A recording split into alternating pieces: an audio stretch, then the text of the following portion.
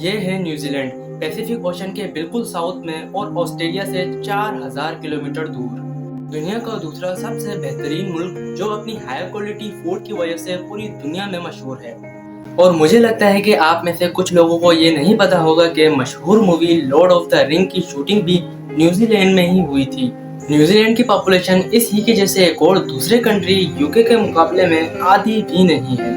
अगर आप ये मैप देखें तो आपको पता लगेगा कि न्यूजीलैंड का 70% एरिया बिल्कुल खाली है और वहाँ कोई भी नहीं रहता। न्यूजीलैंड की 80% पॉपुलेशन यहाँ नॉर्थ आइलैंड पर रहती है और नॉर्थ की भी 40% पॉपुलेशन इस एक शहर आइकलैंड में रहती है। इतना बेहतरीन मौसम, जबरदस्त नज़ारा और आला मयार जिंदगी के बावजूद न्यूजीलैंड का 70% एरिया बिल्कुल खाली है। मगर ऐसा क्यों है? इसकी वजह है न्यूजीलैंड का बाकी दुनिया से बहुत दूर होना। और अगर हम वर्ल्ड मैप में न्यूजीलैंड को देखें तो पता लगता है कि न्यूजीलैंड तो बाकी दुनिया से बहुत दूर है। और अगर आप कराची या मुंबई से न्यूजीलैंड जाना चाहें तो पहले आपको ये पूरा अरेबियन सी और फिर इंडियन ओशन को क्रॉस करके 20 से 22 घंटे की फ्लाइट के बाद ही आप न्यूजीलैंड पहुंच सकते हैं। मगर अब सबसे बड़ा सवाल ये पैदा होता है कि इंसान पूरी दुनिया से इतनी दूर और इस छोटे से आइलैंड पे पहुंचा कैसे?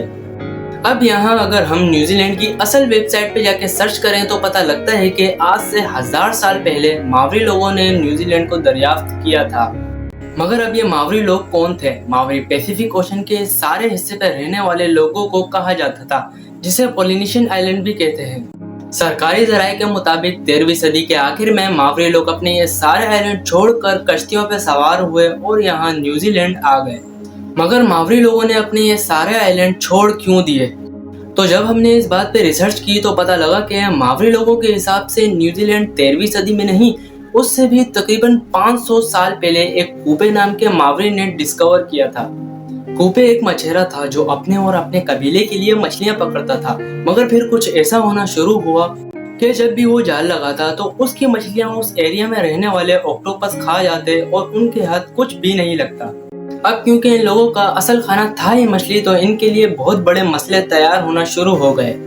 तो इस मसले का हल ये निकाला गया कि कूपे और इसके कुछ साथी समंदर में जाके किसी और आइलैंड को ढूंढने की कोशिश करेंगे जहाँ पे मछलियाँ और खाने के फल हों। इसी कोशिश में कूपे अपने साथ 20 से 25 आदमी लेकर समंदर की तरफ रवाना हुआ। फिर लगातार 10 दिन के सफर के बाद उन्हें दूर एक बड़े बड़े पहाड़ों से ढका हुआ एक आइलैंड नजर आया और ये था न्यूजीलैंड। समंदर के किनारे भेड़ बकरियां और फलों से मालामाल, जिस पे कोई भी नहीं रहता था। ये कूपे और इसके लोगों के लिए बेहतरीन जगह थी। कूपे ने अपने कुछ साथियों को वापस पोलिनेशियन आइलैंड भेज दिया ताकि वो बाकियों को भी इस आइलैंड के बारे में बता सकें। और इस तरह न्यूजीलैंड पर मावरी लोग आबाद होना शुरू हुए।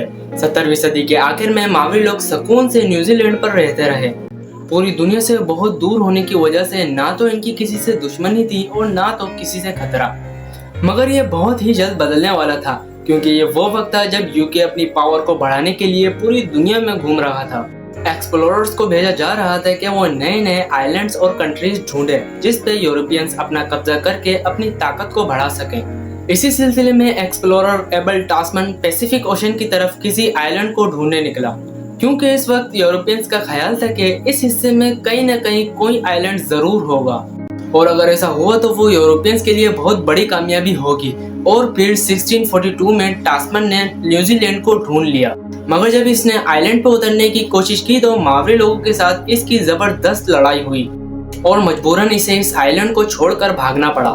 मगर फिर 1770 में एक ब्रिटिश अफसर जब इस आइलैंड को ढूंढता हुआ न्यूजीलैंड पहुंचा और फिर एक दफा जेम्स और इसके साथियों की मावरी लोगों के साथ जबरदस्त जंग हुई और इस जंग में कई मावरी सरदार मारे गए। जेम्स को वापस जाना पड़ा, मगर इस बार जेम्स ने न्यूजीलैंड से यूके तक का डिटेल मैप बना लिया और इसी मैप की वजह से 18वीं सदी में यूरोपियंस इस आइलैंड पे पहुंचना शुरू हुए और इस बार बड़ी होशियारी के साथ इन्होंने मावरी लोगों के साथ डील की।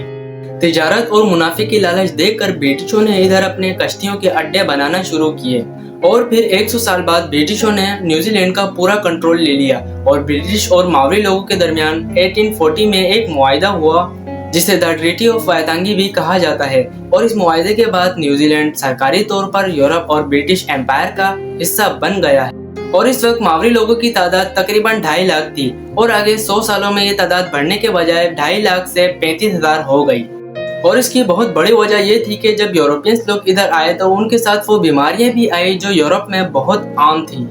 और मसला ये था कि मावरी लोगों में इन बीमारियों को सहने की सलाहियत नहीं थी, जिसकी वजह से मावरी लोग बीमार होकर मरना शुरू हो गए।